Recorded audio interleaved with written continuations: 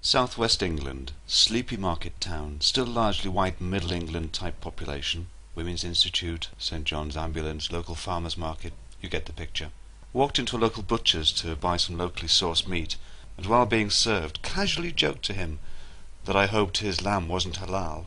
20 minutes later he finished his quiet yet firm diatribe against Islam and what it's doing to our once proud nation, and I took away two things. Firstly, a selection of meat products, and secondly, a knot in my stomach about the covert and ever-spreading influence of Islam on our everyday lives. This is what he told me. He's been using the same local slaughterhouse for years, and he paid a visit recently, and he was chatting to the slaughterhouse owner, and he noticed a bloke with a long beard reciting something in a foreign language. When he asked what it was all about, the slaughterhouse owner told him that it was something that they've been doing for a while now to make the meat acceptable to some of their customers. It wasn't anything important, and it was just the new way that things were being done now.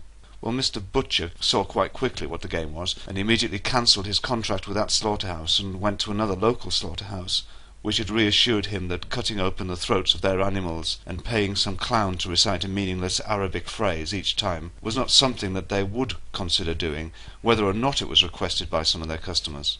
It struck me that non-halal meat will soon become a niche market in the UK. I'll say that again.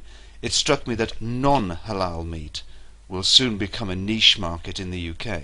That there will be very few local suppliers who put on stickers guaranteeing non-halal, and that they'll have to charge higher prices for non-halal because of the nature of supply and demand in the country.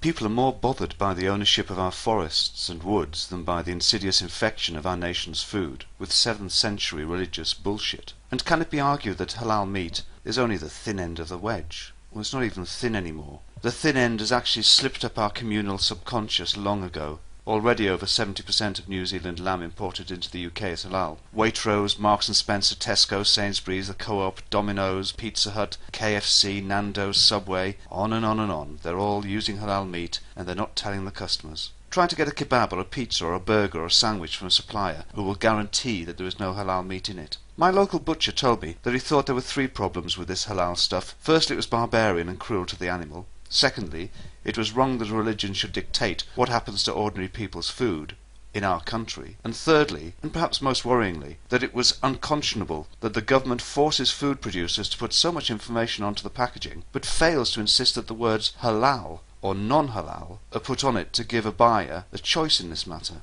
And why is it happening? Of course it's politics and money, but unlike the recent debacle about the selling off of our nation's woods and forests, this selling off of our national identity and consumers' freedom of choice is not discussed in the open. And why not? Because it would be Islamophobic and racist to do so. This is the halal elephant in the room. And my question to you is this: if you don't check personally before buying your meat whether or not it's halal, then who do you think's going to bother to tell you? I guess we could all become vegetarians or just eat no meat except pork.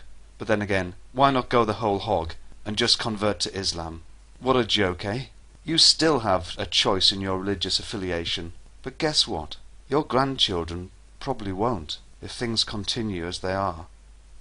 I think bacon and eggs are in order. Free range, of course.